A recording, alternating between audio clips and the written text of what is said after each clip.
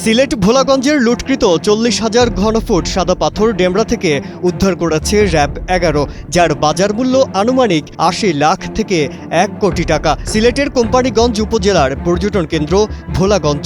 সময় কাটানোর জন্য সেখানে ছুটে যান পর্যটকরা। সেই জায়গার পাথর লুটপাটে নেমেছে একটি চক্র। এবার সেখান থেকে লুটে নেয়া মূল্যবান বিপুল পরিমাণ সাদা খনিজ পাথর ডেমরার শারুলিয়া থেকে উদ্ধার করে র্যাব। জেলা প্রশাসন ও পরিবেশ অধিদপ্তরের যৌথ অভিযানে বৃহস্পতিবার জব্দ করা হয় 40,000 ঘনফুট সাদা পাথর।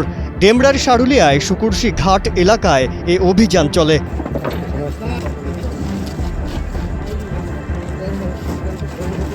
সম্প্রতি সময়ে ভোলাগঞ্জ এলাকা থেকে প্রায় 2 লক্ষ ঘনফুট সাদা পাথর লুট করা হয়েছে, যার বাজার মূল্য আনুমানিক 200 থেকে 250 কোটি টাকা।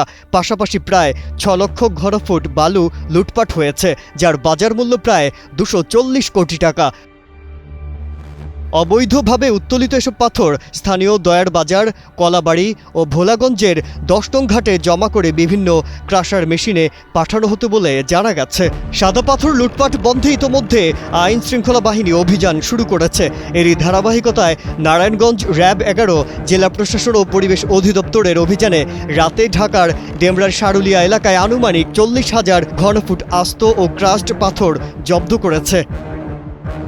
বান্ডেল থাকলে প্রতি সেনমানিতে টাকা বাঁচবে। বিকাশ সেনমানি বান্ডেল কিনে জিতুন প্রতি লেনদেনে। আমাদের গোয়েন্দা কার্যক্রম শুরু করি যে এই পাথরগুলো মূলত কোথায় আনলোড করা হয়, সেই হিসেবে আমরা এই জায়গাটার সন্ধান পাই এবং এখানে আসি। এখানে আসার পরে যখন আমরা গোয়েন্দা কার্যক্রম শুরু করি, তারই প্রেক্ষিতে আমরা দেখতে পাই যে এই কোম্পানিগঞ্জের এই ভোলাগঞ্জের যে সাদা পাথর সাদৃশ কিছু পাথর আমরা কয়েকটা গদিতে এরকম দেখতে পাই এবং সেটা নিয়ে আমাদের কার্যক্রম শুরু করি এবং পরবর্তীতে আমরা জানতে পারি যে এই পাথরগুলো মূলত ওই জায়গা থেকেই এসেছে। তো এরকম আমরা সোফার এখন পর্যন্ত এই পার্টিকুলার জায়গাতে যে শারুলিয়াতে, আপনারা জানেন যে আমাদের ডান পাশে শীতলক্ষা নদী, এর পাশেই মোটামুটি এবং যে পাথর রাখার যে জায়গা, এক একজন যে ব্যবসায়ী যে তার যে জায়গা সেটাকে তারা গদি হিসাবে বলে, এরকম 7টা গদিতে এই পাথরের সন্ধান আমরা পেয়েছি এবং বিপুল পরিমাণ পাথর।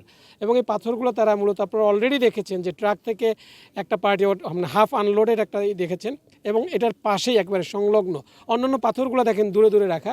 বাট এই যে সাদা পাথরগুলো এরা একেবারে মেশিনের সাথে আনলোড করছে, একদিকে আনলোড করছে আর একদিকে ক্রাশ করছে তারা, বিকজ যত তাড়াতাড়ি তারা এটা ক্রাশ করে এটা যাতে মিশিয়ে দিতে পারে, যেন এটা যাতে বোঝা না যায় এইটা সেই ভোলাগঞ্জের সাদা পাথর। তো এখানে আনুমানিক আমরা প্রায় নট লেস দ্যান 40,000 কিউবিক পাথরের কম না, আনুমানিক বলছি আমি। এটা পরবর্তীতে পরিবেশ অধিদপ্তরের লোক আছে আমাদের সাথে প্রশাসনের লোক আছে, তারা এটা পরবর্তীতে আরও হিসাব কিতাব করে এটার পরবর্তী ব্যবস্থাগুলো নিবে।